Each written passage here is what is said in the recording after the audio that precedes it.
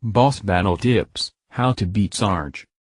Sarge is the first stage's final boss, and at first glance, he's the type who packs a lot of power, with the two hammers he wields in each hand. At first, he will tell you that he wants a fair fight, asking you to disable your shadow powers while he does the same on his end. But once you reach the second round, Sarge will be in shadow mode all throughout, with your shadow powers still disabled, and no option to switch them back on. As you can see, Sarge is going to fight unfair just to pick up a win against you, and he's going to take advantage of your lack of shadow power in hopes of shutting you up as quickly as possible. For his special, non-shadow skill, he can slow down to the point where you can't keep him at bay with your attacks.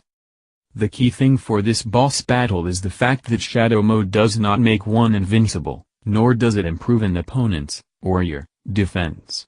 That means you can launch attacks on Sarge while he's in shadow mode, staying as far away as possible and ensuring you can still hit him.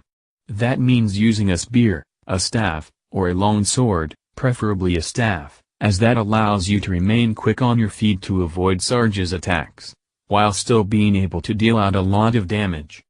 Getting too close to Sarge will leave you open to those hammer attacks, so once again, keep your distance. Boss Battle Tips: How to beat E2. The first boss of the second stage, E2 seems like a meek and quiet type, but he can definitely be a nuisance out there. While he uses a staff as his main weapon, he actually has a throwing knife handy, which he often uses after knocking you down with his staff. And when he detects that the going is getting tough, he wisely heads near a corner, and starts praying, with a force field protecting him from damage. Not only is he invincible while praying, E2 also regains most of his health, if not all, allowing him to extend the fight and force you to work harder. His shadow attacks, while mostly stronger versions of his regular attacks, are nonetheless deadly, with the potential of taking out more than 50% of your HP with one single hit. The first thing to remember when facing E2 is that he does have a vulnerable spot while praying.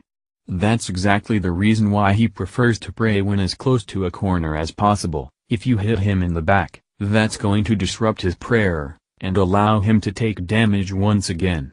Evasive maneuvers, quite simply, are the best way to avoid his throwing sword. He loves throwing the sword while you're trying to get back up on your feet, but you can get yourself out of a tight spot with a dodge roll. Other than that, it's the same old advice we give you for the boss battles: mix up your attacks and don't go overboard on the offense.